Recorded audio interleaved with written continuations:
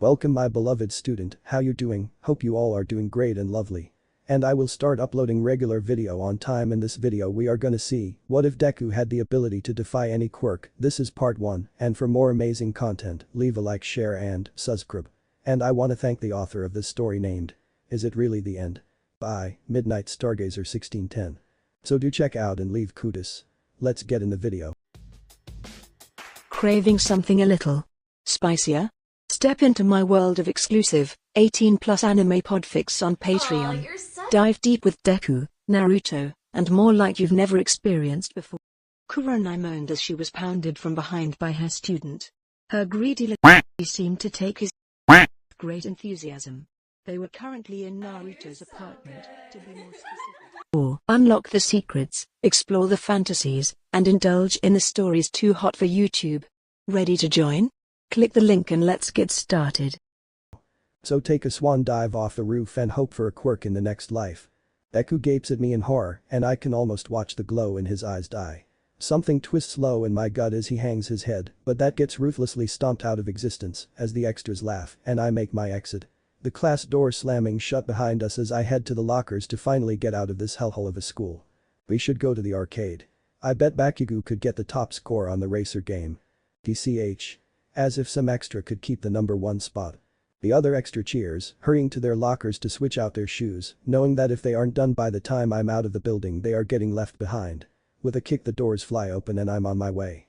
I can't wait to leave this shithole for good. Stupid shitty Deku, thinking he can follow me to UA like he could be a hero without a quirk.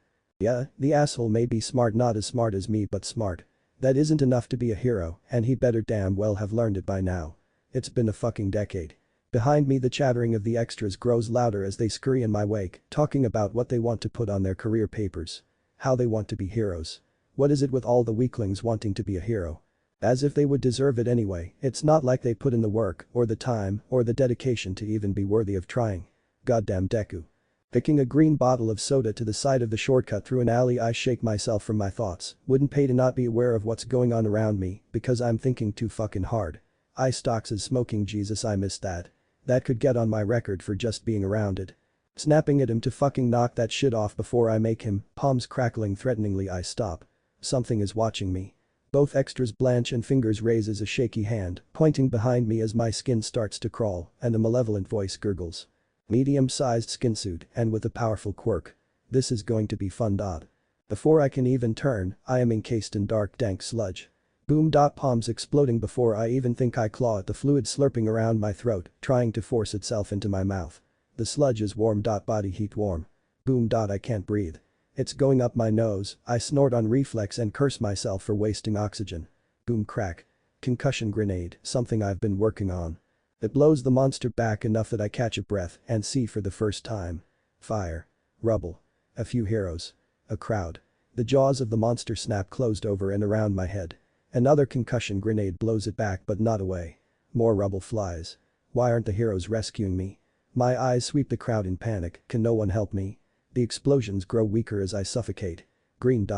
Green eyes wide with horror. The sludge bursts into my mouth. Hackin'. Before I can blink away the dark spots filling my vision, Deku is clawing at the villain beside me, scrabbling to get any purchase in the viscous liquid. Yelling something about eyes. Something solid slams into my palm, and I explode it before I register what the squishy round thing could be. An ear-splitting scream reverberates through the sludge, loosening just enough for a hand to grab my mine and tug me free. As I hit the ground I see Deku sprawled out next to me, as a hulking figure steps through his stomach to attack the villain I can faintly feel trying to slurp me back in. Smash. All might. My head slumps the concrete and darkness takes me. Deku is muttering. Why the fuck is Deku's muttering what I'm waking up to? That is just a crime against humanity. Groaning, I begin forcing my eyes open to find the shitty nerd and make him shut up for 2 goddamn minutes. Why the hell is he even in my bedroom? White.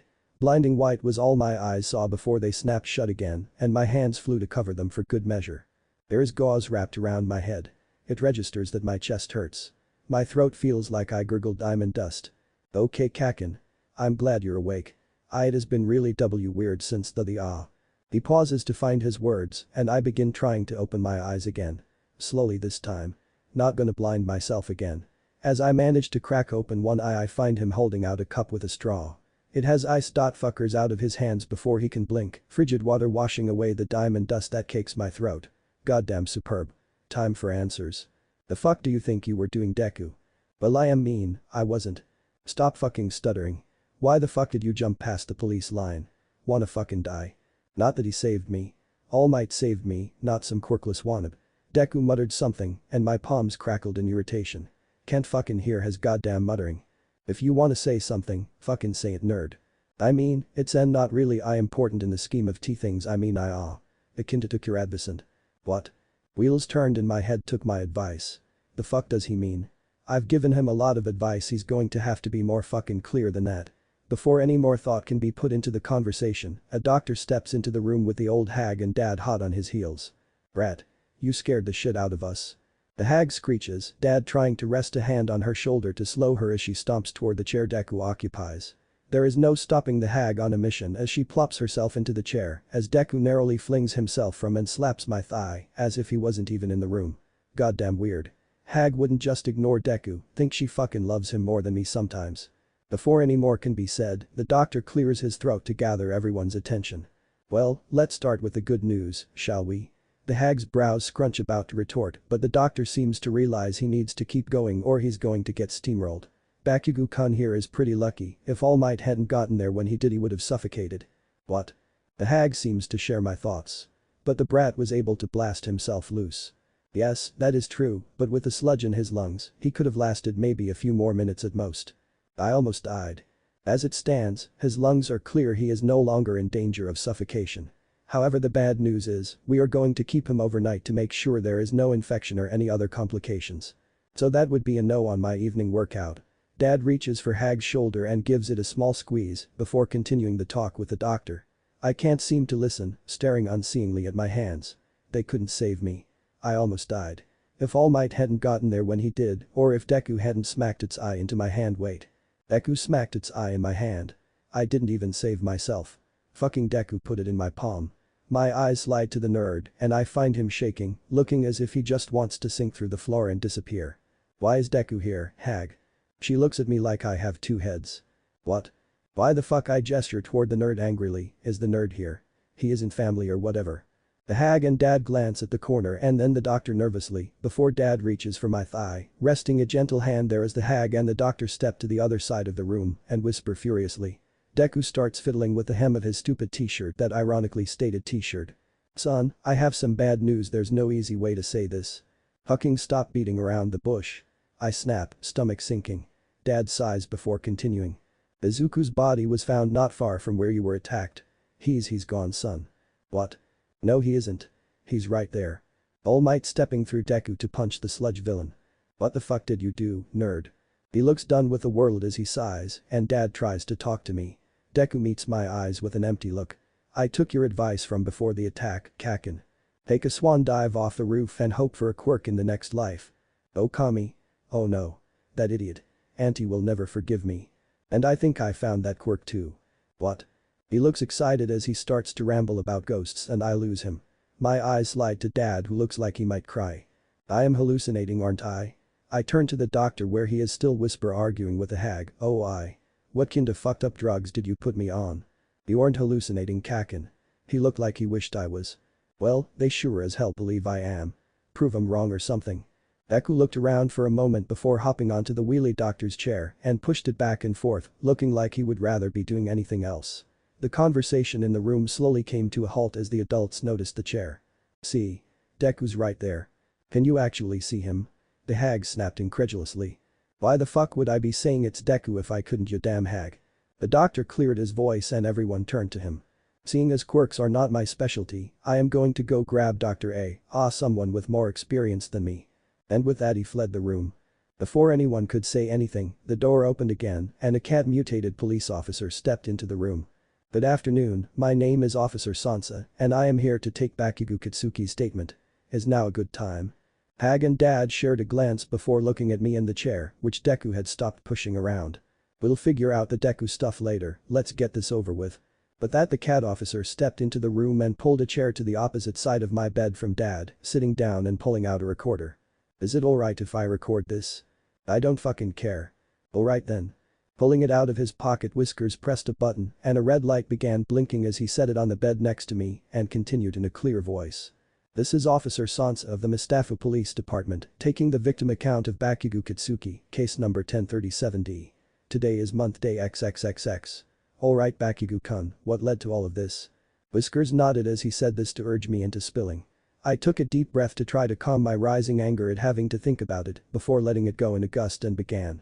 Head settling against my pillows and glaring at the ceiling, the little black holes in the tiles. I told how the extras and I were walking through the alley to get to the arcade, not even bothering to try to remember the extras' names for the report. Kicking the bottle and feeling like something was watching me before the villain jumped me, how it called me a skinsuit and that taking me over would be fun. How I fought it. How I was dying and the heroes weren't doing anything. Aodeka Izuku ran past the police line and put the eye in my hand. Izuku. There was no one else on scene from witness reports.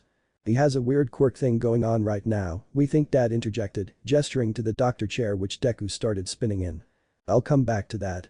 What is your full name?" Deku sighed before turning to me. "From what I've experienced, you are the only person who can hear me talk." "Oh. Oh shit, I'm stuck with him now." "Izuku Midoriya. Yes, that is the suicide case from right before the attack." Dad supplies. Whiskers side-eyes the chair before turning back to me, his hair standing on end. "Ha, scaredy cat. Just give the nerd a notebook and a pencil. He'll write you a book." The hag stepped into the hall to grab a nurse and some paper. I continued the last of my story until she returned with a stack of paper and a pen, pausing for a moment as she realized she couldn't just give Deku the papers when she didn't know where he actually was. I snorted as Deku gently took them from her hands, making her jump. She glared before turning and watching the pencil scribble across the page at a frightening speed. Should I mention? It doesn't make sense if I don't want All Might to get in trouble though. Nerd, why the fuck would All Might get in trouble? Deku squeaked before turning to me with a resigned look. Before you were attacked, All Might saved me from the same villain. Long story short, we ended up on our roof.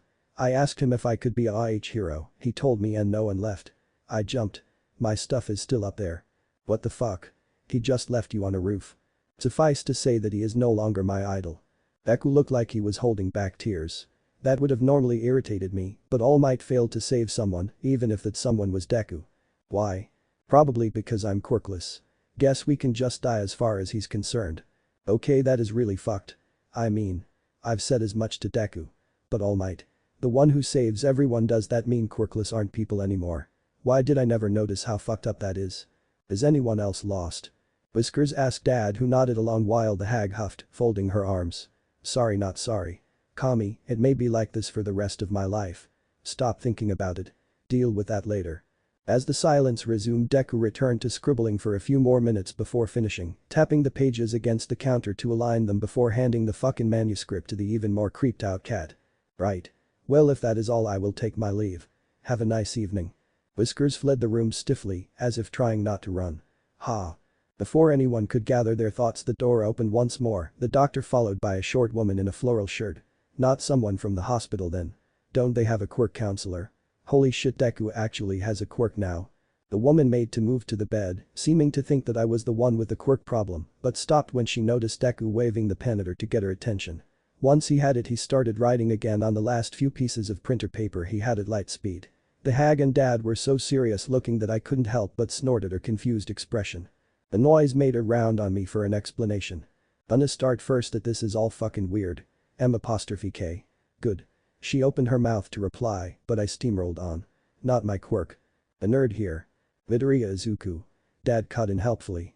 Has been quirkless his whole fucking life and apparently gets to the end of whatever patience for life he has had and decides to fling himself off a building. Everyone in the room cringes, I ignore them and continue, then, this shithead shows up, helps me defeat a villain, I wake up here and he's muttering some shit about ghosts.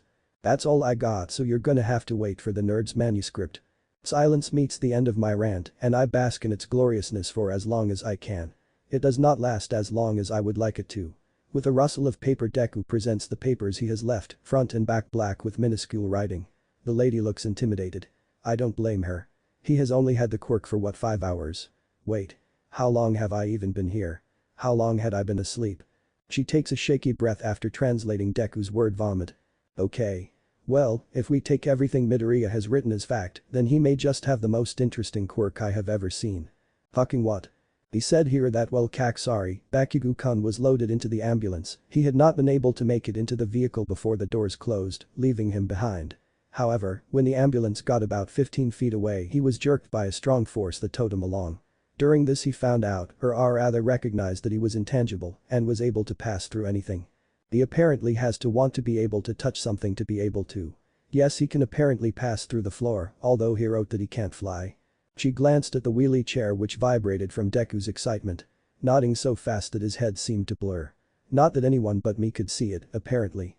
He wrote that Bakugo-kun is the only one who can hear him talk or see him normally. Which makes him believe that you are the person he is haunting. Haunting? Oh fuck no. Pick someone else, you damn parasite. I don't know how. And even if I did, who else would I haunt? My mom? Make myself watch her grieve? I've been watching that since I was 4. Okay, yeah, that's fair. Has she really been acting like he was going to die soon? That is fucked up. I think I accidentally picked you when I saw a sharp glare made him wisely correct himself when I helped you. I wanted to protect you, and here we are. Protect. Protect me, this quirkless shithead that I've been putting on his ass for the past decade wanted to protect me for a moment. I'm not sure whether to be flattered or insulted. That thought gets stomped out of existence. Fuck no. Midoriya is talking to you, isn't he? What do you think? I growl, angry at my thoughts and the situation and ready to fucking sleep. Fuck, what time is it? I don't care if I'm in the hospital, I am going to bed at 9 p.m. sharp and anyone who says different is getting my boot up their ass. Dad seems to sense my thoughts and tells me. It's 7:30, son. Fuck, there is hours before I can sleep. God damn it. I still need to eat and shower, though. Maybe then I can get some fucking peace and quiet. Dad seems to spontaneously manifest a new mind-reading quirk and pats my leg, letting me know that he is going to go get dinner. The quirk counselor had continued while I wasn't paying attention, voicing Deku's word vomit as it continued into speculative abilities and weaknesses. Huh. Stalking heroes must have paid off a little to be able to analyze himself to that extent. Was that a fucking compliment? To Deku, what the actual fuck, brain. But the sigh as she finally got to the end of the manuscript, the woman turned to the wheelie chair, which had apparently been coming closer as she continued, as he was now in reach. She flinched and Deku scuttled backwards sheepishly. For fuck's sake. People are such scaredy cats, if the idea of a ghost scares you so much, just pretend he's invisible. The hag also seems to have manifested the mind-reading quirk as she and I share a glance. Thank you for coming in to help Izuku, we are really grateful. Today has been trying. Oh, of course. And it is my pleasure, especially with a quirk this interesting. The counselor gathered her things and made for the door. Before exiting she turned back to the hag.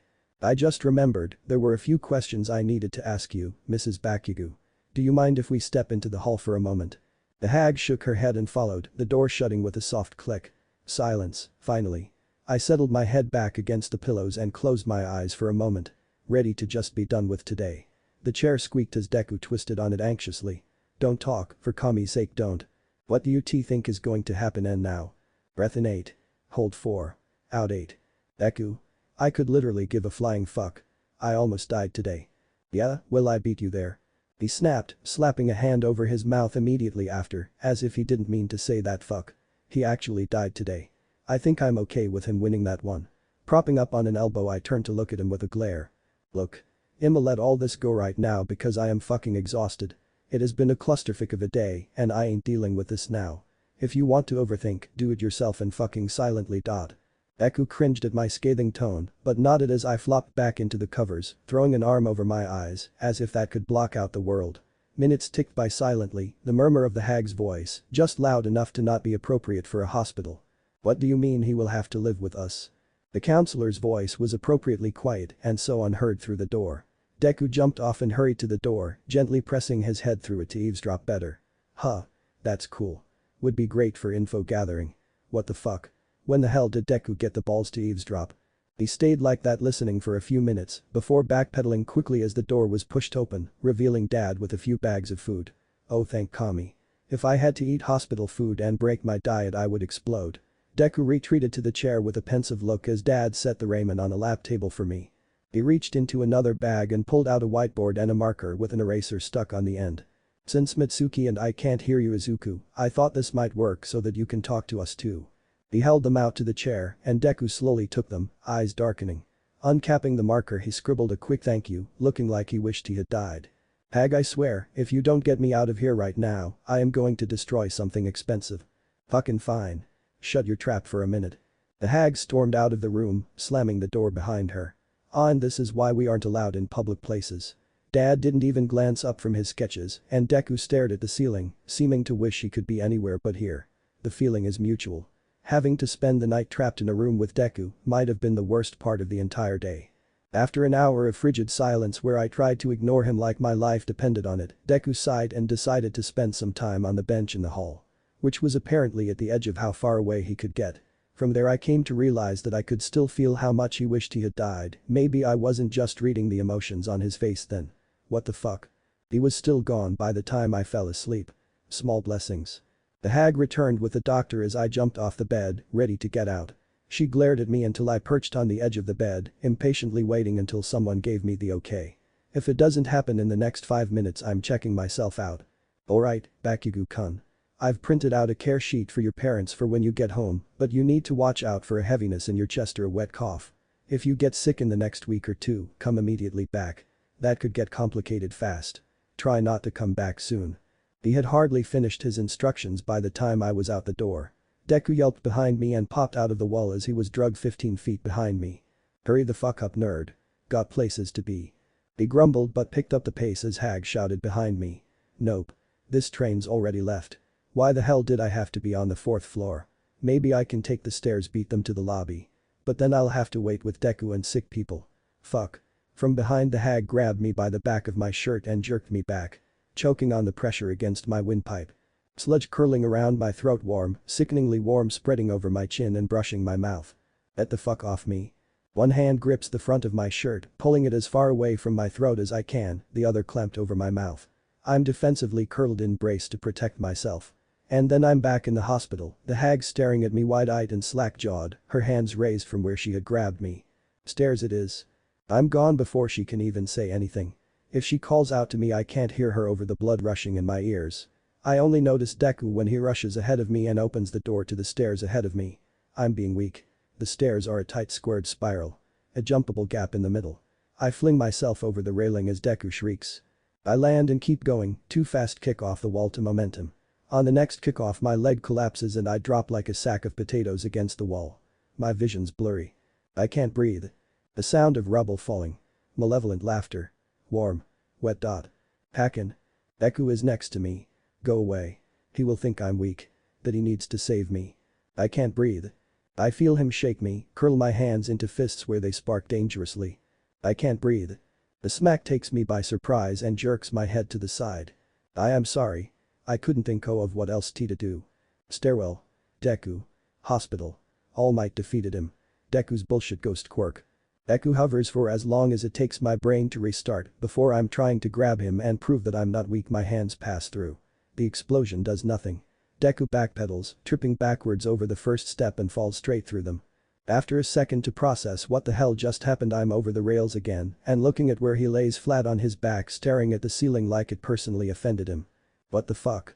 His curse is so quiet I almost imagined it, but then I'm laughing so hard tears come to my eyes and it feels like we are 3. Like it's that time he spilled juice all over the carpet and started crying because it was the last of the apple juice and he wanted to drink it. And it's like a tension I didn't know was there released and tears are streaming down my face, so I bury them in my knees. I hate crying, especially in front of people. But soon enough Deku is laughing with me, gasping about how this is so messed up. That he is so useless he couldn't even die right. I stop short. I really told Deku to go die yesterday, didn't I? I'm glad you didn't die. His laughter chokes and I promise myself that this shit is staying in the stairwell. But I need to say it. If you actually died, Auntie would never forgive me. What makes you think she doesn't know? What? I mean, I never went home so she doesn't know, but I mean she kept a vase of the spider lilies that you guys shoved in my bag. What the fuck? So she'll be sad. Probably. But she'll get over it. He said it in an upbeat tone, shooting me that million-watt smile from where he still lays on the floor, but he is dying inside. You shouldn't wear a mask like that. I can see it's killing you. His eyes darken and he returns his gaze to the ceiling. Trying to hold the neutral mask, but it slowly cracks as he glares at the ceiling. If I gave into all the anger I feel, I would have become a villain a long time ago. The bottom drops out of my stomach as he pulls himself to his feet. Staring at me appraisingly before turning away. Auntie and Uncle are waiting for you. We should get going. He doesn't say a word as we exit the stairwell on the ground floor. He doesn't say a word as the hag finds us. He doesn't say a word as we are herded out of the building by nurses because she is yelling too loud. Only as we get in the car and drive away does he finally turn to me and say, "Please don't make me go back to Inko. I don't want to have to watch her be happy without me." Jesus. It almost makes me appreciate the hag. I nod. What could I even say to that? What would hag think of her best friend if she knew? By that time, we are home. Dad shepherds us into the house and the hag flops onto the couch with a sigh. Deku and I share a glance before I jerk my head toward the stairs, not inclined to spend any more time around my parents than I have to today. He pads after me as I stomp my way up the stairs and into my room. Deku stands awkwardly in the middle of the room as I shut the door, and it hits me that he hasn't been in here since we were 6 for my sleepover birthday party that the hag made me invite him to. I gesture over to my desk chair as I crawl over the covers, leaning against the wall. Deku keeps glancing around the room as if there is more to see than the All Might posters on my walls and the drum set. Avoiding my gaze. When did you learn to play the drums? Tommy, I hate small talk. It was my 10th birthday present. Cool. Cool.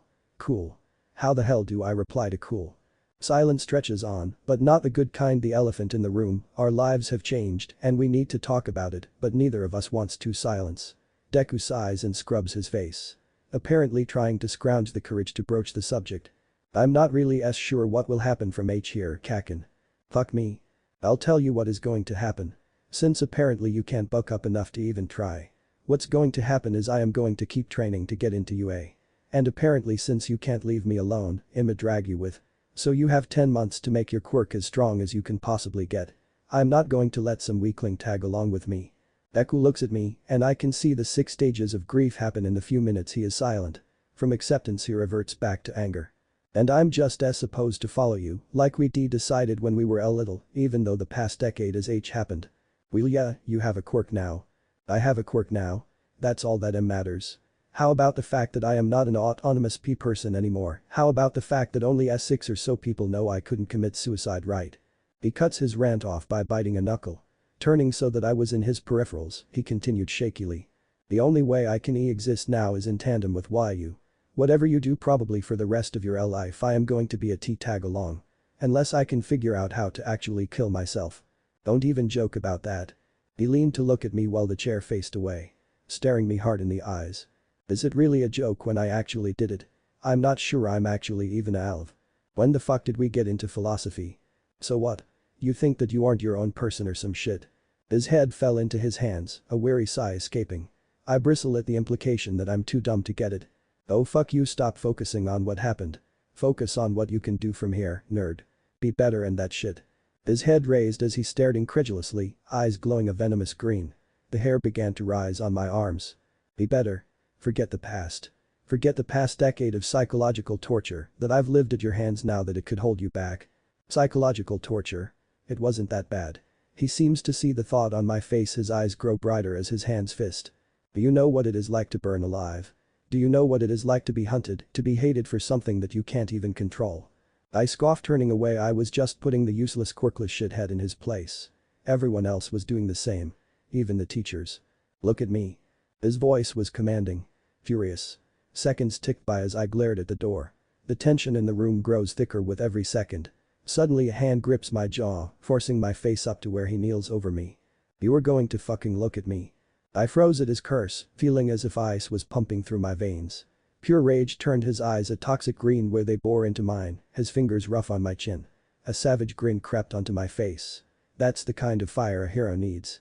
And you are going to understand what you have done. As if those words unleashed something, images filled my mind, sensations tingling my skin as if they were my own. The log bridge in the woods, Kakin falling into the river, he may have hit his head. What the fuck is reaching out my hand to help him up? Wait, that is me. Kakin yelling, don't look down on me, you useless Deku.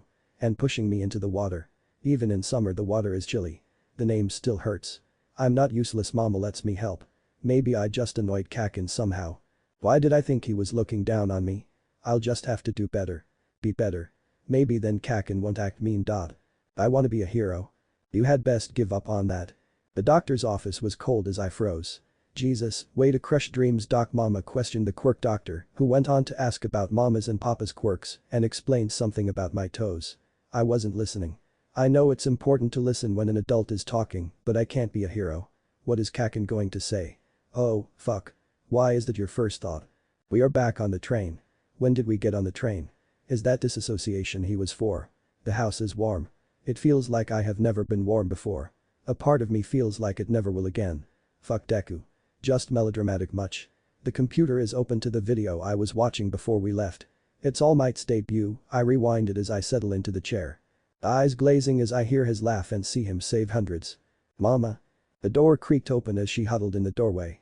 Tears blur my vision as I shakily point to the screen where All Might is paused, carrying a multitude of people, his signature smile stretching his lips as blood pours down the side of his head. Do you think I can be a hero, like HM? Even without a quirk? Deku, no one is going to fill All Might's shoes. I'ma be the next number one, but even I know that. I'm sorry, I'm so sorry baby. Tears stream down both our faces as my heart breaks. No, mama. That's not what you are supposed to say. Fuck. Izuku here is what is called quirkless class. This means that he is less evolved than the rest of us, more fragile, so be careful while you play. What the fuck? Less evolved. Deku? Oh, fuck. Okami Kakin is gonna to find me, he's gonna find me, and he's gonna be mean and. There you are, you weakling. Think you could hide from me? I'ma be number one. You can't hide from me. And now you can play the villain. Oh no. Kakin I don't want to play. I just wah. Don't be a baby Deku. How am I supposed to be number one when I don't have a villain to defeat? The burning hot hand grabbed my upper arm, hauling me out from under the stairs as I bucked and flailed. The fabric of the uniform melted against my shin as Kakin's palm crackled. Ouch. Fuck that hurts. Once I was free of the stairs, Kakin pushed me to the ground, sneering over me as his palms smoked with a sweet smell. I found the villain. Kakin shouted for everyone to hear, a savage grin snaking across his face. Better run Deku, it's no fun if I don't have to work for it. An explosion sent me scrambling as other kids flocked from all around, corralling me in before I could escape and taking a swing at me if I got close enough. The kid with the finger-extending quirk grabbed a fistful of my hair and flung me at the ground in front of Kakin. Through the crowd's legs I could see our homeroom teacher watching, smiling. What the actual fuck? Okay, this won't be too hard, right? I mean, mama won't notice them missing from her sewing kit, right? The tub was red with blood as I carefully washed out the cut on my ribs where the kid with the knife quirk had cut me. Bloody gauze sat in a plastic bag next to the tub, a bottle of rubbing alcohol and some cotton balls next to it. Black thread trailed between my fingers as I thought over again how the video did stitches. Holy shit, at least I could reach the cut with both hands. The video said it doesn't really hurt. I hope it's true. I feel like I have had enough pain for a lifetime. Everything is sanitized, but I do it one more time before I force myself to continue. I'm only losing more blood, which will only make me more tired for tomorrow. I poke the needle quickly through the edge of the cut, a sharp pinch, and it's through. One down, 5 centimeters worth of cut to go. Oh Kami. He is what, 8 now? As I continue I'm able to focus more on the stitches than the pain and I get into a rhythm. Deep breath in, needle in, slow breath out, needle out, tie it off. And replete. See, not so hard. The bleeding has finally stopped, trying to see around that had been harder than I thought. That's because it's not supposed to be bleeding when you're stitching. Now that I'm done with it I can tend to the burns. Burns, wait, I actually burned you when we were that young. Sneaking past mama, my uniform in charred tatters. Both pretending that we don't see. What? Izuku? I can't pay for any more uniforms. Stop inciting Kitsuki. You know he plays rough. Damn it boy. I told you. Do you want us to starve? Why are you so expensive? You can go to school in rags for all I care. Maybe you will actually learn to care for your things. She sounds like the hag. Maybe they are more like than I thought. Going under the underpass, damn it Kakin. What if I actually did kill myself, then you would be in trouble for baiting me. Oh shit, that's true. Am I in trouble now? Metal grating against concrete, a weird slurping sound. But a medium skinsuit. Just what I need. Warm sludge, you were attacked before me. Like I'm being wrapped in a wet blanket. I can't breathe, that's not good. I claw at my mouth, trying to pull it away so I can catch my breath. Nice try kid, I'm fluid, can't grab me. Now stop struggling. It will only take 45 seconds. He knows the exact amount of time it would take to make me fall unconscious, that doesn't bode well. Have no fear. For I am here. All Might wind blasted around me, throwing the villain away as dark spots clouded my vision. Oh, good. I thought I lost you, young man. All Might. I have so many questions and I need an autograph. He already signed it. I'm glad that you are awake, but now that you are I must turn in this dastardly villain. Stand back, young man. Wait, that looks like the bottle I kicked. Wait, I need to ask. Young man. This is really too much. Let go. But, I'll die. Oh, for fuck's sake. Seriously? They're right. Hold on. That was so scary. You absolute dumbus. Now I really must go, bang on that door enough and I'm sure someone will let you down. Is he serious? Wait, please. One question. Decide. Wait, where did the soda bottle go? Alright, one question, but then I really must go. All my life I have always wanted to be a hero, but I am Quirkless. I've been bullied and beaten, but I have never given up. Oh no. So I have to ask, do you think I can be a hero without a Quirk? Glancing at All Might for his reaction, I find a cloud of smoke and an emaciated looking blonde man. What the fuck with you Alphic? Who are you? What happened to All Might? I am All Might. What the fuck woomst? Small Might sat heavily, explaining his life-altering injury and how he can only be a hero for 3 hours a day. That this coughing up blood and hardly able to eat is his new normal. Being a hero is dangerous work. Some villains can't be beat without the right quirks. So I can't say that you can be a hero without one. You need to be realistic. Maybe a police officer. It's a thankless job, but they do good work. All Might stood to leave. Good luck kid. And with that he was gone. Oh Kami, oh no. Get me out of here. I don't want to see him die. Silence. All around me was perfect silence. No breeze blew or bird chirped. It was as if the world didn't exist except me and this rooftop and the blue sky. I tilted my head back as I sat, wrapping my arms around my knees and looked at the clouds. They are so far away, so pure looking. Wide and fluffy. Gliding by without a care in the world. I couldn't help the tears streaming down my face, stupid Midoriya tears. Kaken would think I'm dumb, sitting up here crying, not knowing how or when I'll be able to get down. Don't think about me, nerd. It hits me then that he left me, that I'm alone in a high place after almost getting killed by a villain. After getting my dreams so thoughtlessly rejected by the person I looked up to the most. The railing against the skyline is so pretty. Oh no no no no no no. Solid ground. Oh thank Kami people screaming. Did I not die on impact? Shouldn't I be feeling pain? Unless of course, I paralyzed myself and just can't feel how badly I'm hurt. Stupid Deku. Can't even fling yourself off a building right. My eyes blink open slowly. Red, all I see is red spreading away from me. Oh, that's blood. That's my blood. Oh fuck, my hand rests in front of my face. I focus on curling my hand into a fist that should tell me if I'm paralyzed or not. Kami Deku, you're such a brainiac. Slowly, fingers move, but it's weird, it's like a foggy image lifts itself from the original. The fog hand fists at my insistence. Huh. That's neat.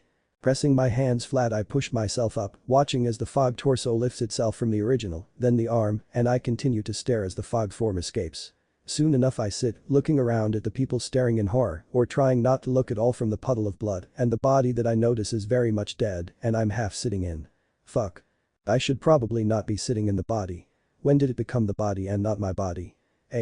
Maybe I'm dissociating. Actually that is almost certain. Then I notice that I can see the puddle of blood through my arm, and that is distracting. Does that really mean I'm made of fog now? Wait, it's getting thicker, harder to see through, like I'm coalescing. Boom. Kaken. I would recognize those explosions anywhere. It sounds a few streets over. Before I can really think about it I'm sliding through the police that had at some point had gotten to the body. Not important. Kaken's explosion sounded big, maybe the biggest I've heard. Kami, you're obsessed. Before I know it I find another crowd. Some of the buildings are on fire, chunks blown out of them. A writhing mass of dank green liquid lingers at the opening of the alleyway, seemingly fighting itself. Kaken. He's being attacked by the same villain that got me. But All Might caught him. He must have escaped. This is my fault. Boom crack. An explosion erupts from the sludge, immediately followed by a concussive blast that flings the sludge away from his upper body. Okami Kaken is firing concussion blast centimeters from his chest and up towards his head. His eyes scan the crowd, instantaneously taking stock of the resources around. Fear, pure terror shows on his face as he realizes that none of the heroes can help him. The bare jaws of the villain snap around his head in a gruesome display of dominance toward the heroes that the villain watches gloatingly, eyeing the crowd malevolently. As if deciding whether or not it would be more fun to sick Kaken on the crowd or the buildings. Unbeknownst to me, my feet have brought me to the front of the crowd. I look around frantically, isn't there anyone that could help him? Backdraft could dilute the villain. Oh, shit, that's true. And it's unproductive to put out the fires when Kaken's explosions are starting more. Or Kamui Woods could use his lacquered chain prison to pull him from the villain's grasp. So everyone on scene was incompetent. No wonder I almost died. Or Mount Lady could reach through and grab Kakin. Crack dot. The sludge was blown away again, and wide desperate red eyes swept the crowd, meeting mine. They held for a split second before I was running faster than I had in my entire life, remembering that its teeth and eyes were solid. Go for the eyes, Kakin. The villain laughed as it reached for me, gurgling in its wet voice that it will get a second chance to kill me. Think I beat you there, asshole. What the fuck, Deku? The tendril of slime shot out to grab me, but it passed straight through my ribs with a weird tingly feeling. I noted that for later but jumped to reach the tennis ball-sized eye. The orb was slimy. You. Kakin blasted again, and I could finally see him enough to slap my hand into his, passing him the eye. He involuntarily exploded it as it met his palm, and the villain screamed. Kakin's gory hand was closest to me, so I grabbed it, pulling with all my might, and he slipped out with a wet pop. We sprawl out on the ground, Kakin blinking blearily at me as the villain tries to slurp him back into its mass. A hulking figure steps through me and punches the villain into oblivion with a smash. Fuck. It's All Might. Of course it is. Kakin passes out. Deku flings himself away from the bed, stumbling as he meets the chair and trips over it, landing in a gangly sprawl. The chair smacks against the desk with a loud clatter, and the hag yells up the stairs for me to quiet down. It's fucking fine, hag. Don't make me come up there, you little shit. I throw my pillow at the door angrily. The nerd groans from the floor, and my attention snaps back to him. Trying to process everything that just happened. Everything he showed me. What the fuck? The nerd groans again and props himself up, leaning around the chair to look at me. He looks like a mess. I wonder if he could brush his hair now if he tried. I laugh at him, a short, slightly hysterical chuckle. And then he is laughing too, the kind of laugh where they seem a hair away from scream crying. What the fuck, nerd? All of that was so fucked. What the hell even was that? I don't know. He giggled sardonically. I just wanted you to you understand. And I was holding your chin and then. What the fuck even is this, Quirk? I know, alright. The nerd's giggles slowly stopped and a contemplative look replaced his almost manic one. You know, watching all that with you, I noticed someone in the crowd before I ran. I cocked my head, still processing too much for words. Stickmite was in the crowd. Ha, when did the nerd get a sense of humor? Watching it all happen. He only jumped in when you were this close. He pinched his fingers a centimeter apart to saving yourself. What? And to think we have been looking up to this schmuck our whole lives. This schmuck, okay, yeah, that's fair. Hey, don't group me with you, All Might is still the coolest hero. He hesitated. And almost watched you die. His deadpan words pierce whatever logic I had been trying to unconsciously defend. And I'd bet that he hesitated because he was out of time. Why else would he reveal his secret to a quirkless middle schooler? So, he was out of time and couldn't save you. His words grow louder as he straightens himself out and stands, pacing the room as he rants, and he was just going to watch, and then you blew up the eye, and plus ultra. You're worth saving. His arms flail above his head dramatically, and he bares his teeth in a snarl. When the fuck did he have this much fire? I wish he had shown it. Would have been nice to keep my number 2. Like you weren't worth saving because you were a person. No, you had a strong quirk and people were watching, so now you were worth the effort. The nerd isn't talking about me anymore. But horribly I can see it. The parallels between All Might's actions in two ridiculously similar situations. How one kid was saved and the other took his life. You know, after you passed out he was practically showboating, taking care of you. He didn't even check to make sure I could breathe. The fuck? Does that mean if I look up a video I'd be able to see Ass Might flaunting my unconscious body for clout? I lunge for my laptop, slamming it open and typing furiously, scaring the nerd out of his rant with a yelp. What are you doing? Looking up the video, what's it look like, dweeb? You sure you want to see it? It'll just make you mad. You questioning me? He bit his lips into his mouth and shook his head, stepping back from where he had moved to watch the screen. Riding the chair and sliding it toward me like a peace offering. I took it, settling as I fast-forwarded through the video to the end of the fight. He crouched next to me as I pressed play. It was a clip from a TV station who had been on scene. The anchor was a lanky man with dark skin and eyes, neon blue hair fulfilling its eye-catching purpose. The man was describing the scene, talking up the heroes who were managing, looking like they were doing something productive. The camera panned over the crowd and the nerd jumped forward, pointing to where Stickmite was watching in the crowd, looking angry and horrified. Holy shit. The camera jerked back to the fight as another explosion was loosed, flinging sludge and flaming rubble away. The blasts were captivating, bright and violent, like a car crash you see happening and can't look away from. Suddenly the eye of the villain is shooting downwards as another explosion reveals my terror-stricken face, and straight into my palm. Bang, the sound is muted over the video, but everyone who was watching cringes as the villain screams. Wait. Rewind 10 seconds. He demands. Why, get the fuck off my computer, nerd. He cringes as I slap a smoking hand at him, but his enthusiasm isn't any dampened. I think I saw myself. What? I rewind the video and he crowds closer to get a better look, practically leaning over my shoulder. It's back to panning over the crowd, he squints but stays silent. In the video, a conclusive blast throws the sludge away and I am seen looking around looking for help. The villain's jaws snap shut around my head. A shiver runs up my spine at the sight. Barely a second later another concussive blast throws the sludge away again. Pause. He screeches and I slam the button, elbowing him for yelling in my ear. It passes through and he doesn't even notice, looking so close his nose is just about brushing the screen. He commandeers the button and starts the video for a second more before stopping and rewinding again. I lean back with a sigh and let him do his thing. He fiddles for a few more moments before he turns to me with a triumphant grin. Look, I was right.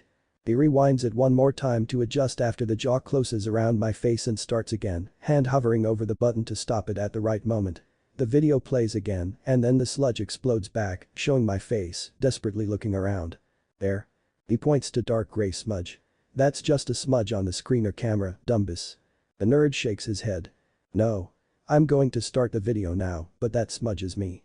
I roll my eyes but lean forward to closely watch the faint dark spot and he unpauses. From the crowd the spot shoots toward the villain faster than a person can run. What the fuck? It now stands between the villain and the camera, which makes it hard to see against the color of the sludge, but now that I'm looking, I can see where the nerd's hand swiped through it to try and gain purchase.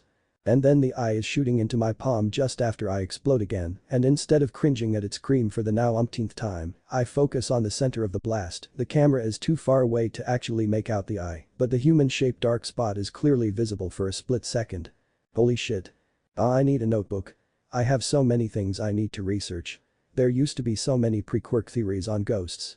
I may be able to better predict my abilities if I research what those theories. Alright nerd. I am not on board to listen to your mumble fest. Dad would probably let you borrow his computer if he isn't using it though. Okay, let's go ask. Fuck you, I'm not your messenger. Use your big boy whiteboard. He cringed but nodded, squeaking out an apology as he fled the room with the whiteboard. A sharp clatter behind me made me turn, seeing the whiteboard and the apparent idiot leaning through the door sheepishly. I forgot that it wasn't intangible like me. Fucking nerd. I grumble as he opens the door and picks up his things. The door closes and I sigh in relief, alone at last. Turning back to the video I unpaused something squirming in my gut with the knowledge that I couldn't save myself. I watch as he pulls me from the sludge and we fall to the ground. All Might appears from nowhere with a bounding leap, dashes through the dark spot that I know is the nerd, and punches the villain into the stratosphere. It rains from the force of it. For a moment I am in awe, and then I remember. He hesitated. He hid in the crowd, hesitating, and I almost died. After having already beaten the villain once and let him escape, nonetheless. All Might scoops me into his arms, rushing me past the crowd to a waiting ambulance. From there he hovered, watching as the EMTs did chest compressions. Fuck, no wonder my ribs hurt. They probably broke some and then healed it when they got to the hospital. And dark slime poured from my mouth in a gush. All Might stood proudly for the cameras that turned his way, and as the ambulance shoved me inside and drove away, a dark shadow being pulled not far behind it. Before any questions could be asked, All Might shouted something about crime never resting and bounded away. I stopped the video before it auto-started something else. The chair spins lazily as I slump in it, rubbing my head and taking a calming breath. He beat the villain, made himself look good and dipped. Is this really the man I wanted to be? I sigh, the past 2 days have been an ordeal and a half. Slowly relaxing, I shift to the floor and stretch over my legs, folding myself as far as my spine will let me. A breath out and I stretch further. Hold. Another breath in further. The skin of my back prickles with the itchy feeling I get when I stretch as far as I currently can go. I move on to stretching my right leg. It feels good, like the soreness from the attack is going away. My chest still hurts, but no one will know if I don't tell. And a little soreness isn't going to keep me from progress. I've got 10 months to get myself ready for UA. I'm on the clock now. And apparently, I'll have to drag the formerly quirkless nerd with me. Though I already know he is making himself an entry in his stupid hero analysis for the future notebooks, maybe not so stupid and more. I shake my head from the stray thought and switch to stretch my left leg. I need to think of a training plan for him for UA. All physical training will be a non-issue because he doesn't have a physical body. Wait. Quirks are just a process of the body. How can the nerd be here if his body is in a morgue somewhere? A dead brain can't process the needed capabilities to make a quirk work. He is haunting me. Am I somehow under his quirk's effect? Running the mental processes to keep him alive existing? Is he alive? I shake my head and switch to the downward dog stretch. It won't change a thing either way, so what is the point? The door opens and the nerd pokes his head in. Face reddening, his eyes shoot to the ceiling as he stutters. I tried getting their attention, but they didn't see me. Can you ask them, please? Fucking nerd, I switched to a high plank, just go to the living room. I can't get that far. I could get to the top of the stairs and waving the whiteboard at them didn't work. It looked like they were having a serious discussion. My next idea was to throw something at them, but that sounded rude. Throw something? Fuck, I would love to see my parents' reactions to that. I sigh. Looks like I get to be the nerd's mouthpiece. I hop my feet between my hands and stand up, crowding the bush boy out of the doorway and head for the stairs. Oh, I'd add. Don't yell down the goddamn stairs, brat. Fucking make me. Old hag. I forgot how loud your family is sometimes. The nerd chokes in my wake. Ha, understatement of the year. Get used to it. They ain't changing. The hag sits at the counter while dad putters around the kitchen, making spicy curry by the smell of it. They are both tense, like they have been arguing, but don't want me to see it. I ignore the tension even though it's thick enough to cut. The nerd wants to borrow your computer if you aren't using it, dad. Oh, that's fine, son, I'll need it back in a few hours though. I have to email my contractor for the concert hall, along with a few other people. You mean your mosh pit contractor? He sighs exasperatedly as I grin. Yes, my mosh pit contractor. You can set him up in my office if you want. Lunch will be done in a bit, I'll come grab you. Thanks. By the time we finish the exchange, the hag is just buzzing to kick me out so that she and dad can keep talking. Must be important. I turn and amble back toward the stairs before ducking into the laundry room and crouching behind a basket. The nerd follows me confusedly as I gesture for him to get closer. He crouched in front of me as I whispered quietly. Something's going on with my parents. This isn't a normal argument, and I would bet my bottom yen that it's about either you or your situation. So you are going to listen in. What, it's lucky I'm the only one who can actually hear him, especially when he fucking shouts on a goddamn stealth mission. I can't do that. Yes, you fucking can and will. Think of it as Quirk practice for school. He throws his hands up angrily as I glare. But they are having a private conversation. It's probably not our business. If they wanted it to be private they would have gone into the music room. They made it soundproof for a reason. He dithered for a moment, trying to refute the logic before groaning and gaining a determined look. I'm still not spying on them. For fuck's sake. Fine. I stand up and creep out of the room, sliding silently along the wall, around the armor with the hag's china, and slip in beside the tree she has next to it. Right around the corner from where the hag sits at the counter listening to dad talking. Bush boy silently gestures offendedly next to me, seemingly forgetting that he can't be heard by anyone but me again. I ignore him. Really don't think it would be a good idea, Masaru. Inko is not in a place where it would be good for either of them. Yes, but he is her son. We can't just keep him from her even if she was a bit neglectful. Why not? We have fucking known him since he was born. We should be able to do what is goddamn best for him. Is it really best to let a parent believe her child is gone? Damn. Dad's not pulling his punches. Bush boy stands slowly and walks into the kitchen, smacking the whiteboard down on the counter next to the hag. What the fuck, nerd, this is supposed to be a stealth mission. Both jumped as the marker squeaked furiously against the board. We weren't trying to take away your decision, Izuku, dad said softly before the hag interrupted waspishly. It would not be a good idea for you to see Inko, like you are. Okay, fuck all presences of a stealth mission. I stand up and nonchalantly plop myself into the counter next to where dad compulsively stirs the pot of curry. The hag throws up her hands exasperated. Don't you two fucking know the meaning of private conversation? If you wanted it to be private you sure as fuck wouldn't be having it in an open space like the kitchen. She looks about 2 seconds from smacking me. Dad gives me a look and I sigh, her buttons are so fun to push though. And why would it be bad for Auntie to know about the nerd? The hag and dad shared a look before he sighed and haltingly spoke. Inko is understandably not in a good place right now. She believes you are dead and gone. Believes that you have passed on to greener pastures, as it were. If she were to know that you were still here in some form, Mitsuki is afraid she will lose her goddamn mind. She turned to the whiteboard, glaring as she spoke. You were her entire world. Dying like you did absolutely destroyed her. The nerd scribbled on the whiteboard before flashing it at my parents. If she is so broken up about my death, why did she keep a vase for the spider lilies my peers would send home in my bag? She what? Dad choked, turning to stare at the words he had written in shock. Deck, no, he deserves a better nickname. Especially if we are going to be chained at the hip for potentially the rest of our lives. Plus he has a quirk now, so he doesn't quantify as useless. Bush boy shrugged and then realized that they couldn't see him again, so drew. Macron, she used to not buy me new uniforms when Kakin burned them too. The what?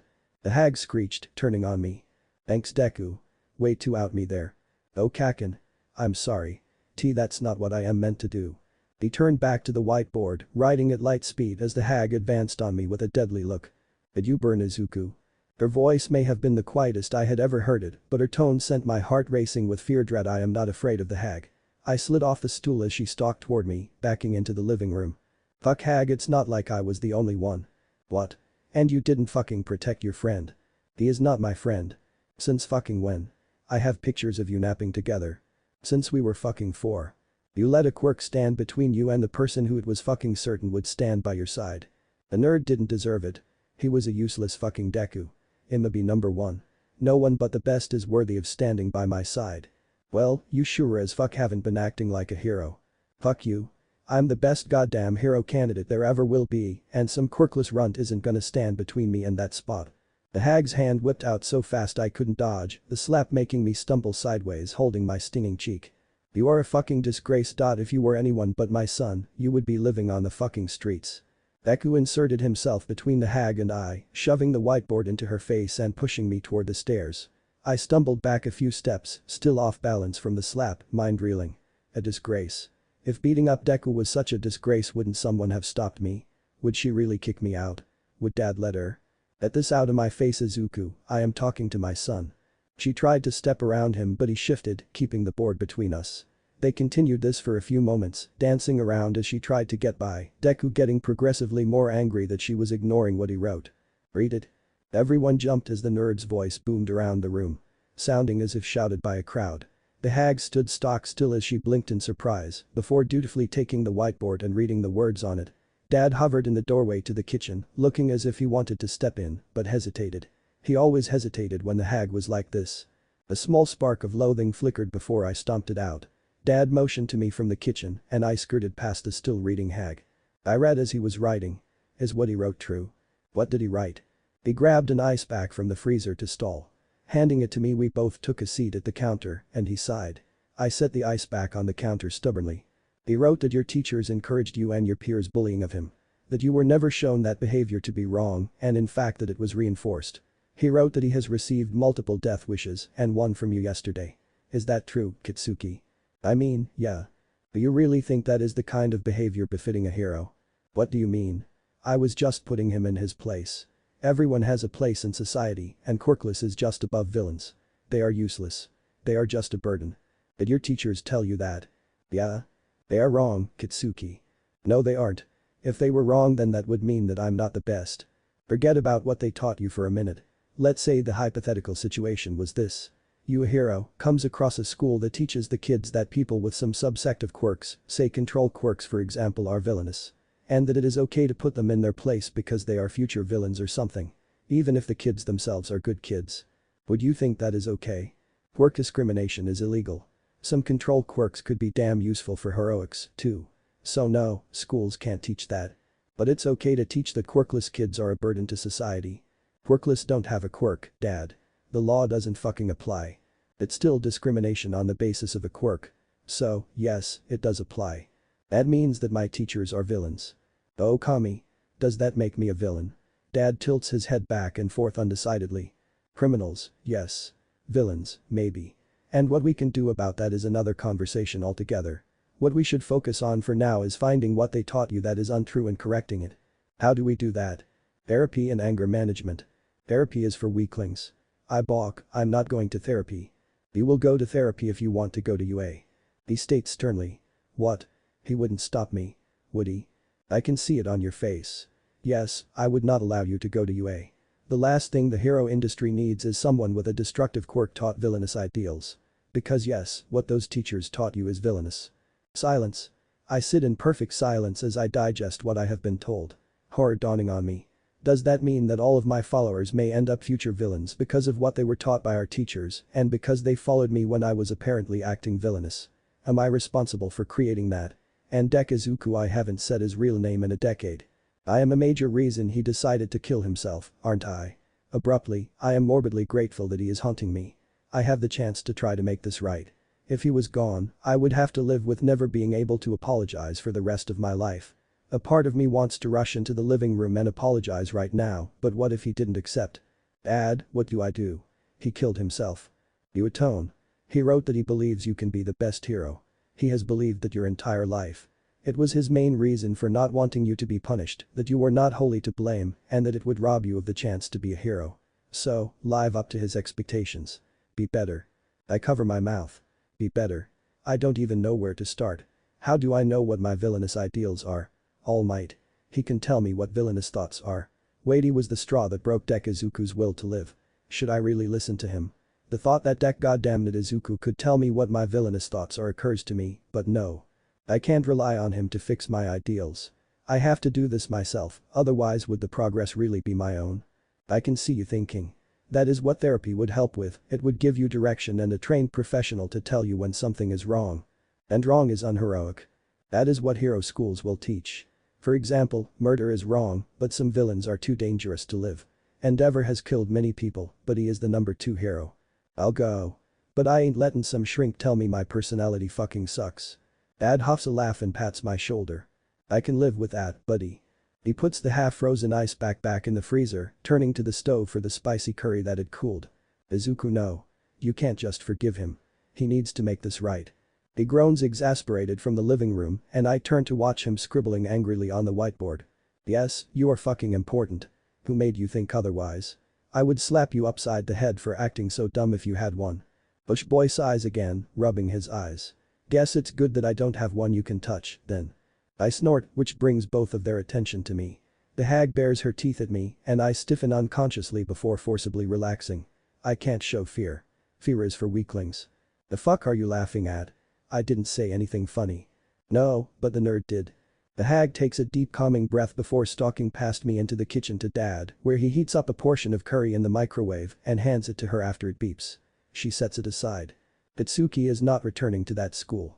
If what I overheard and what Izuku told me is true, then that school is instrumental in his current behavior. I agree. But my origin story. Brad, right now you are goddamn lucky we are still allowing you to go to UA. She snapped, you are on thin fucking ice, and this is not up for debate. Dad hands me a plate and I huff angrily. I can understand the logic, but it's my future. I should be able to weigh in on the decision. I'm 14 for fuck's sake. Deck for fuck's sake brain, get with the program. Izuku slides into the chair next to me. Propping his elbows on the counter and covering his face for a moment before running them through his hair. It makes sense for them to pull you from the school now that they know about what is going on there. It would be standard procedure for a hero to remove a victim from an abusive environment. I am not a fucking victim and it is not a goddamn abusive environment. He side-eyes me for a moment and I internally grimace, school is absolutely an abusive environment for him. How could it be for me? I'm pretty sure an environment that indoctrinates people into violence against anyone weaker than themselves is abusive, Kakin. And you are a victim of that indoctrination. Shut the fuck up, nerd. I take a bite so that I don't have to reply, thinking. Still trying to wrap my head around all of this. It's a paradigm change, and a big one at that. It brings into question everything I think I know about heroics and my worldview in general. I don't like the uncertainty. Not one bit. But, I need to be better. I will never get to number 1 if I continue to think like this, apparently. After a tense lunch where my parents continue to talk about the options for the rest of my middle school education, not letting me interject at all, the nerd and I retreated upstairs to Dad's office so that I could set him up in the office, only to find that it was too far from my room for him to stay. After relocating him to my desk with an empty notebook and pencil, I settled against my headboard with my own laptop and headphones so I couldn't hear him muttering as he researched pre-Quirk theories on ghosts. My hands hovered over the keyboard. I have the sneaking suspicion that trying to find what it means to be a hero will be harder than researching ghosts. Eventually I type what it means to be a hero into the search engine. Of course the first 15 results are clips of interviews by All Might, but I already decided that I wasn't going to take the advice of the last person who spoke to Izuku while he was alive. I have looked up to him my whole life, look where that got me. Scrolling past All Might, I find other clips from the top 10. I decide to skip Endeavor as well. I don't think taking advice from the hero with the highest body count would be a good idea. Wait. How high is his body count? The answer is in the hundreds. A good portion of them civilian and bystander. How the fuck is he a hero? And his anger, is that what I have the potential to be like as a hero? I mean, I wanted to focus on villain apprehension, it makes sense with my quirk. But I can see that I don't want to be a hero like him. Yes, I want villains to fear me, but civilians too. I shake my head. Figuring out what I don't want to be like is helpful, but not what I am supposed to be doing. I retyped my original question and scrolled down past All Might and Endeavor. Next up is Hawks. The clip was posted last month. So, Hawks, what does being a hero mean for you, as the 4th ranking, but most popular hero after All Might himself? That's a really great question. You know, a lot of people will talk about the feeling of being able to save people and the rush of fighting villains, but for me, being a hero is about being able to reach people. I am the fastest hero with these wings of mine, but as fast as I am, I can't be everywhere for everyone, no one can. That's why I think being a popular hero is so important for me. There are so many people who are in trouble, people I may never hear about or learn about. But, my voice can reach them even if I can't. So feel goody hero. I can abstractly understand the appeal of one's words being able to help someone you can't physically help, but are you really helping them? Their situation, whatever it may be, hasn't changed. Maybe they feel better about it, but they still are where they are. I keep scrolling. Next up is Best Jeanist. I already have trepidations about the denim turtleneck jacket, how can I not, with a hag being in the fashion industry, but he is the number 3 hero. I click on the video. It was posted 3 months ago. What it means to be a hero. I remember being asked that in my school years. Back then, it was all about protecting citizens and villain apprehension, but the game has changed from when I was a sidekick. Fame has become such a modus operandi of the hero scene nowadays. People listen to those who are visible. Really? I mean, I want to be recognized for being a badass, but do I really have to be famous? For a moment I think about all the random things that have All Might's image on it. I wonder if he would be nearly as celebrated if he didn't have so many merch deals.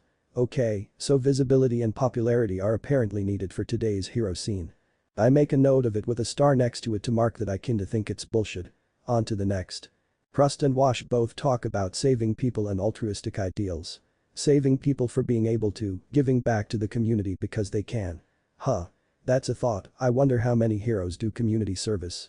The answer is not as many as I would have thought, at least from the big name heroes. The further down the rankings the more things like community service are mentioned. I guess that makes sense. The people lower in the rankings seem more altruistic or otherwise can't break through the pack in skills. The more logically popular heroes are lower, but what people have to say about them is more personal. Likely because they deal with the same people every day. One thing I notice about the lower ranked heroes that are better liked is that they seem approachable.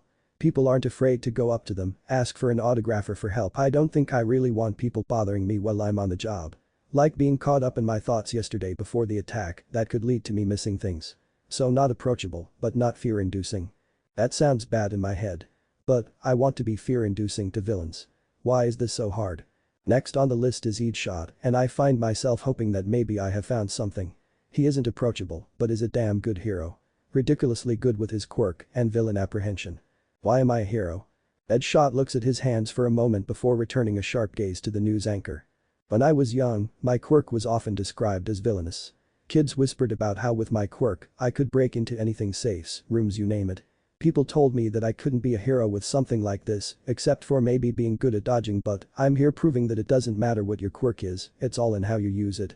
So you aren't here for the people. There is a fine line between people who need saving and people who need apprehending. I think many heroes today tend to think in black and white. Someone is a villain or hero, and there is no in between, no gray. I am good at thin lines. The host chuckled at the joke as I paused the video. Gray. Would I be in the gray? I have done bad things, but I am going to be a hero. Why do I always say I am going to be a hero? Why do I want to be a hero? My first thought was because All Might looks so cool when he wins, but seriously. That sounds really childish. Like winning is my entire motivation. What else is there? There has to be more to it. Izuku screeches, flinching so hard that he falls straight through the floor. What the fuck? I scramble up to go find him, since the stairs will be too far away from the music room that he just fell into. The video that he was watching is still going, showing a creepy looking face. I pause it and head downstairs. Ad and the hag are still in the kitchen, and I steer clear, making sure I don't get snagged by one of them.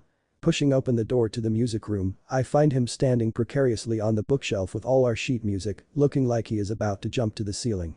The fuck are you doing, Dumbus? He squeaks and slips off the bookcase, falling to the ground. Covering his face he mumbles. I didn't think you would come get me, so I was going to try a trick I did at the hospital, where I jumped through the ceiling. Except I can only jump as high as I could when I was alive. Actually, all my physical capabilities are the same as when I was alive. I wonder if I can still train them now that I don't have a body. What the fuck? Did he really have to do that at the hospital? Yeah. It's how I figured out that I can't fly. Shit, apparently I said that out loud. Come on nerd, I'm not waiting all day for you to get a move on. He scrambled to his feet as I turned away, heading back upstairs. After we get back into the room I ask. What made you fall through anyway? He hid his face in embarrassment before continuing. So, in pre-Quirk paranormal movies and stuff, jump scares were really popular and it flashed this scary face with creepy music and hypnocidentful throughout the floor. I can't help it, I laugh at him. A jump scare, really? His cheeks puff in agitation, it's not funny. It was scary. Or you are just a baby. Oh, like you watch horror jump scares for fun either. I ain't fucking scared. Move aside bush boy. I fling myself into the chair and rewind the video to the beginning. It's only like 5 minutes in to begin with. It is apparently a trailer for a movie about a malignant ghost possessing a woman to go on a murder spree. Very original. I roll my eyes and watch. Seeing the lady get possessed from her sleep is creepy, I'll admit that. Then she walked into what looked like a kid's room. Okay, that's fucked. Why would anyone even watch this? It's probably American. They had some fucked up movies. It follows a teenage boy escaping his mom with his little sister in tow and a creepy doll that is apparently the ghost's. Then gets to the part where he fell through the floor. The kids are sneaking through the house and I steel myself, feeling the jump scare is about to happen due to the admittedly creepy music. The mom pops out from a blind corner with a knife. He yelps behind me and I turn to him with a raised eyebrow. Ha, I didn't jump. Scaredy cat. Okay, seriously screw you and your unflappability. I could get used to him being a snarky little shit. How is your research going? Good. Although I realize partway through that basing my possible abilities on essentially myths is impractical at best. Well, duh. Most of it is just going to be trying stuff out. But how? This quirk is so off the wall. I get what I might be capable of, but how do I train to get there? If I knew before, I would have trained to make myself really strong before I died. I can't help but snort at that, does he even hear himself sometimes? Maybe things would have been different back then if he was physically strong. Maybe I wouldn't have been so inclined that he was useless if he could throw a punch. An idea sparks at that. Hey nerd, throw a punch at me. What? I see, can't do that.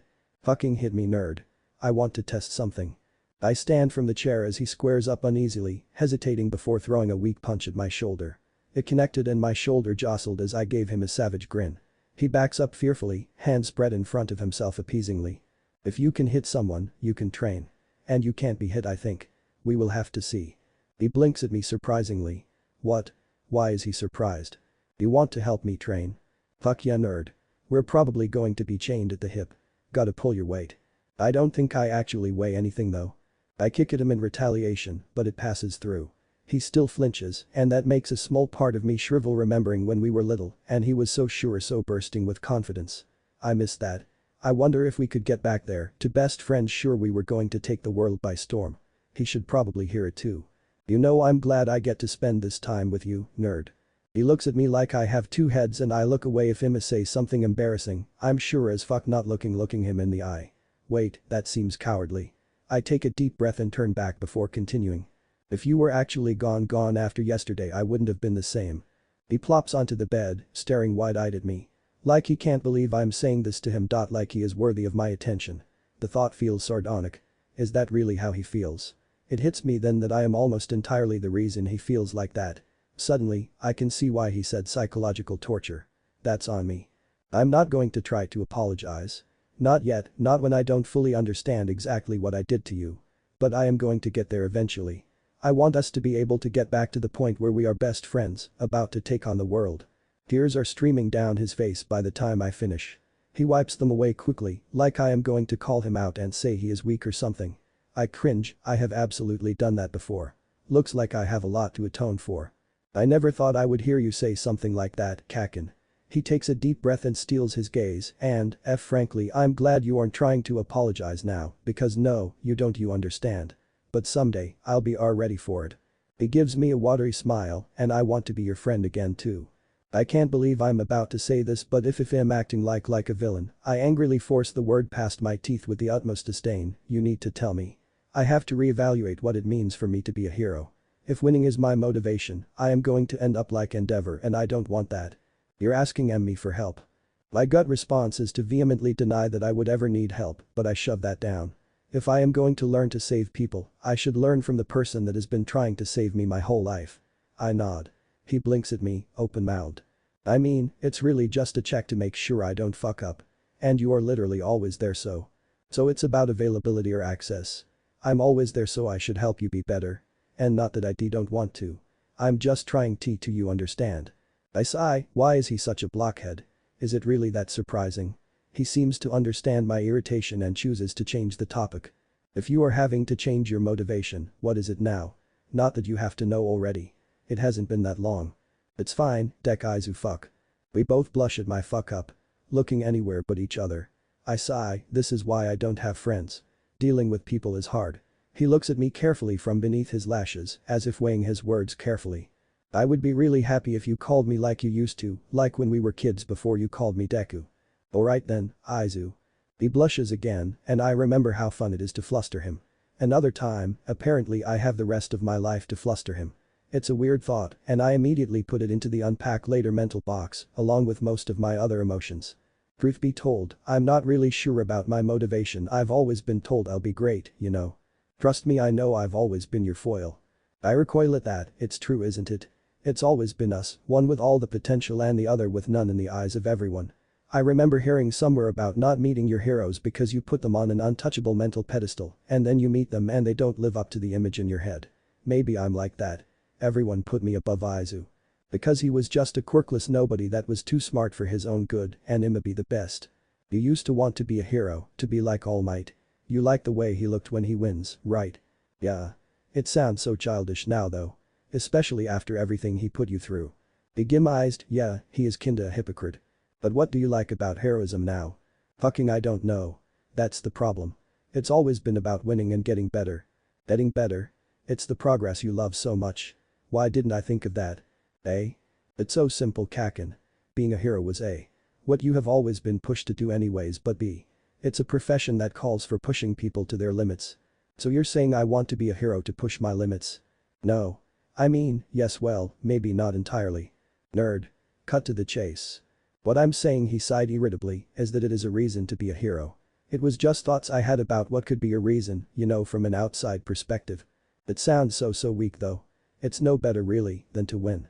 He shook his head, I don't think so. I mean, pushing your limits is like living plus ultra and you are going to UA for a reason. Aizu. We are going to UA. Hakin, we don't know if I am just a quirk effect or if the law would even see me as a person anymore. Well, that would be fucking stupid. You aren't an extension of me, you may be hunting me, but you are your own goddamn person. Thanks, Kakin. He wipes his cheek quickly, fucking Midoriya tears. It really means a lot that you still think I'm a person. Nerd, you are a person. There is no if, ands, or buts about that. You may have died but you weren't gone, and this quirk is giving you a chance you hadn't had before. Fucking run with it. I huff, turning away. Hardly believing that I actually said so much sappy stuff. And start fucking believing in yourself. Having shit confidence is only going to hinder our training anyways. He smiles brightly at that, eyes still watery. Reminding me of when we were little. Fuck. I've already talked so much, I may as well ask the question that's been eating me. What do you think it means to be a hero? He looks taken aback that I am asking him that and I grind my teeth.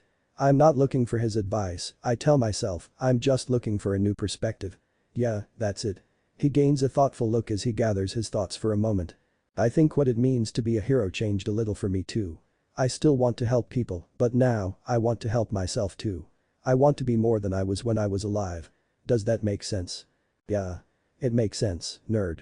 That didn't really answer your question, though I think being a hero is still about the people we help. I mean, if there weren't people to save, he would really just be a state-licensed mercenary group anyway. I snort, state-licensed mercs, what the hell. He waves his hands erratically, as if he can wave away his unintended joke. I mean, not that that would be bad. Well, it would pretty much be a police state based on following laws or having essentially a commission hit on you. What the fuck? The more he talks, the more conspiracy theory maniac he sounds. He seems to realize this and snaps his mouth shut, glaring as I laugh at him. It hits me then that I haven't laughed as much as I have in the last 2 days, in years. I haven't let myself be close to people since Aizu was diagnosed. The disappointment from that was so crushing, so all-encompassing. It had been like the future died, even though he was still there, trying his best. Standing up to me when he thought I was wrong, even if I beat that out of him eventually. He had still been trying to be heroic, even if no one believed he could be a hero. Maybe that is why I hated him. He has always just been heroic, he doesn't have to seem to work at it. It's already the core of his being. I have a lot I can learn from that.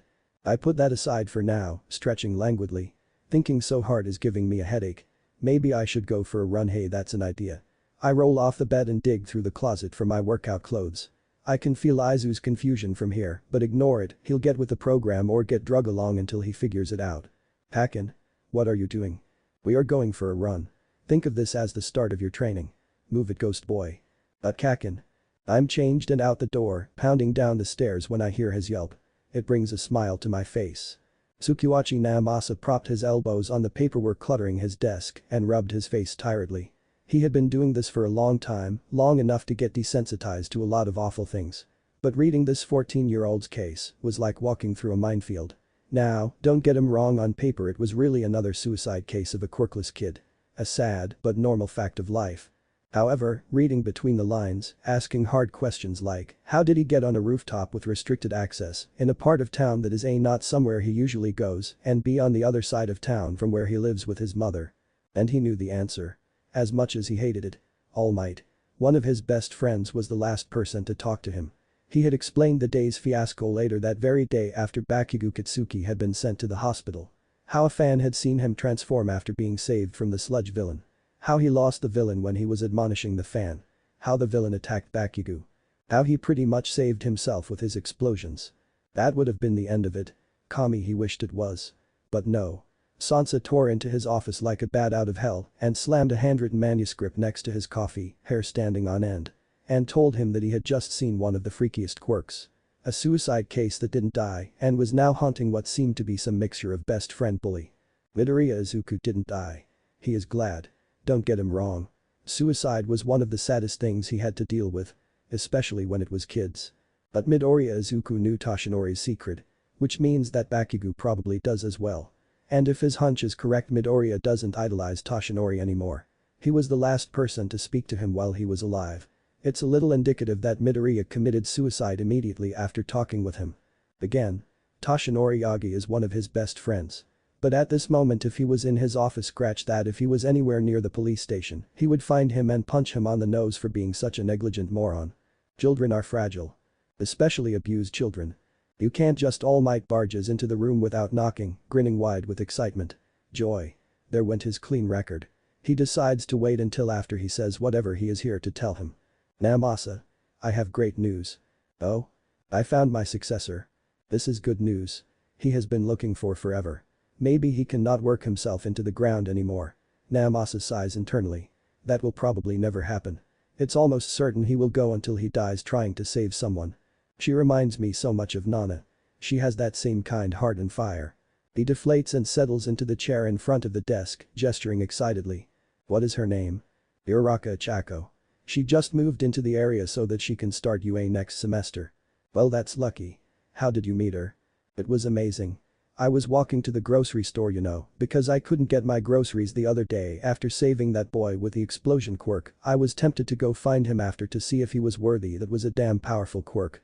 Glad I decided against it, anyways. The urge to bring up Bakugo, and by extension Midoriya, is ridiculously strong, however his successor is first priority. For now.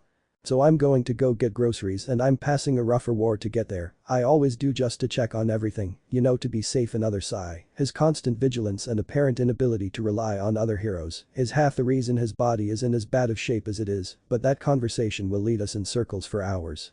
Bullheaded. And I notice up ahead that there is a group of rowdy middle schoolers who are roughhousing on the sidewalk. They aren't doing any harm, so I'm just passively watching, and then out of an alley this purse snatcher bolts out and knocks into the group. 3 or 4 of them trip into oncoming traffic. Namasa had always thought that watching Toshinori tell stories is one of his most charismatic talents, and now is no different. His voice is animated, making big gestures with his hands. He is just entertaining. Has been thrilled in the story, on the edge of my seat.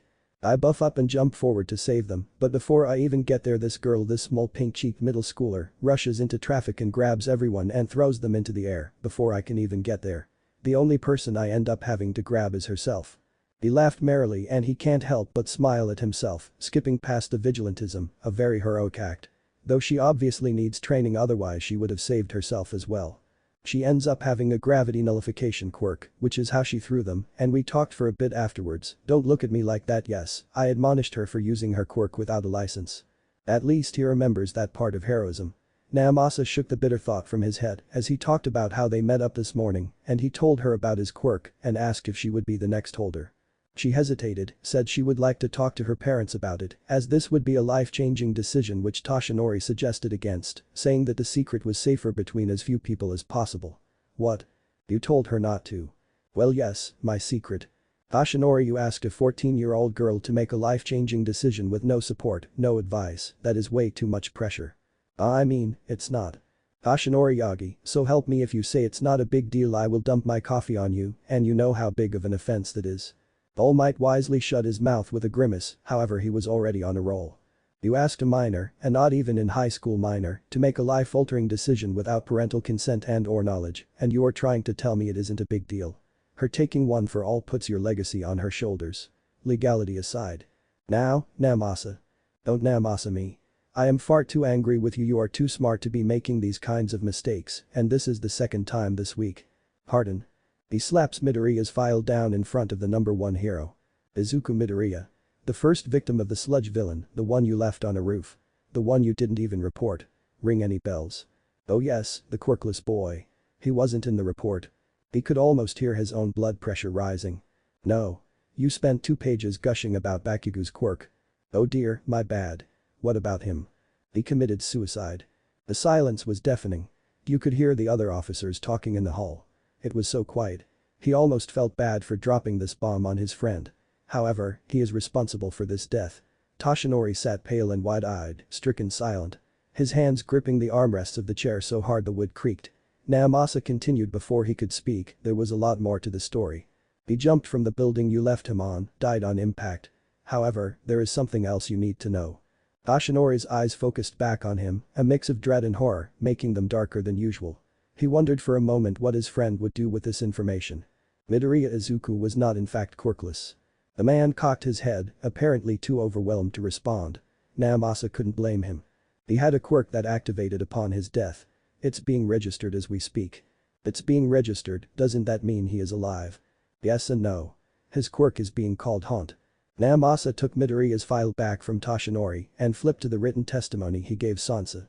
When Sansa went to get the victim testimony from Bakugo Katsuki, he mentioned that Izuku had grabbed the villain's eye and put it in his hand, allowing him to injure the villain enough to escape before you saved him. When Sansa questioned this he was told that there was a weird quirk thing that they were in the process of figuring out and then a chair started spinning as if by itself. Toshinori looks bewildered and dreadful. Good. He should be. Midoriya wrote a testimony himself, seeing as he had also been attacked by the same villain, and wrote about your actions before saving Bakugo. This is how we know that you gave no medical diagnosis to Midoriya after he passed out. A sharp glare there and Toshinori shrinks his enormous form further into the chair. Please tell me you didn't end up running out of time on the rooftop.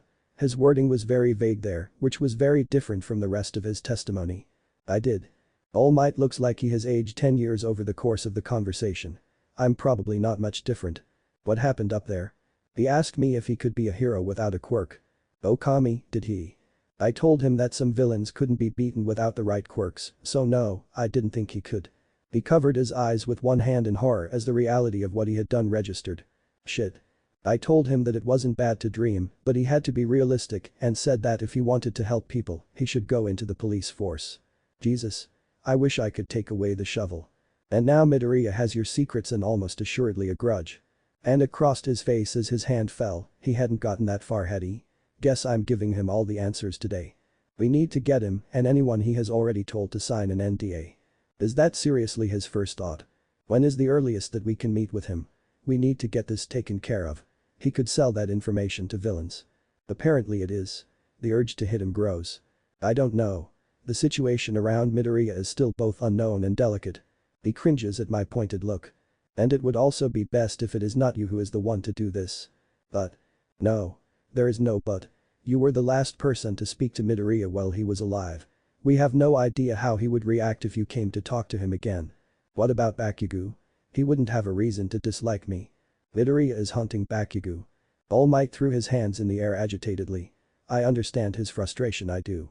But the more we talk the more he reminds me of a toddler trying to finagle out of a bad punishment. I need more sleep. I am too tired to deal with this shit. Sansa knocks on the door and opens it at my bidding. Hey, got another bit for the Midoriya file. The Quirk counselor that the hospital had evaluated him brought this. He hands over another packet of familiarly handwritten notes. The pages are front and back with small writing. At the back of the manuscript there is the analysis of the counselor, and at the bottom of the page is: patient needs psychological therapy. He needed it before the incident, he needs it even more now. Good to know. The kid is understandably unstable. And now apparently connected to his bully who has anger issues. Sigh. And All Might is rearing to back both of them into an NDA. I scrub my face, glancing at the clock. It's only 4 in the afternoon. Damn it. Can't sleep yet, maybe I can get rid of my headache of a friend and take a nap. I feel a little bad for thinking that and look back to his anxious self. He sits as if he is on pins and needles, shifting agitatedly in his seat, waiting for me to be done. I slide the packet into the folder and put it to the side. With how small the writing is, it will probably take me ages to read. I need coffee. He takes that as a sign that he can talk again and pins me with an intense gaze. I cannot allow the spread of information about Ofa. If that means I have to confront Midoriya, then that is what needs to be done. My own mistakes or not. Is he just not listening to what I said, or does he really just not care about this kid? You're not going. I will. I will talk to Midoriya and get him and anyone else he has told. He is not in a position to want to listen to you. I am the #1 pro hero. We are going in circles. I don't like going in circles with Toshinori because once he has something in his head it isn't going anywhere no matter what you do. Okay, yeah, sure, go and find Midoriya. Don't whine to me when you either don't get what you want or get hit by 2 14-year-olds. All Might scoffs, standing. Apparently as done with this conversation as I am. All else aside, I am happy about you finding your successor. But please talk to her family. Good night Namasa. He powers up and is out the door. I'm almost too irritated to take a nap. Almost. That's it for today guys, hope you all enjoyed this video. If you do, consider leaving a like, share and subscribe. And don't forget to check out the author of this story. All details in description. Thanks for watching, take care.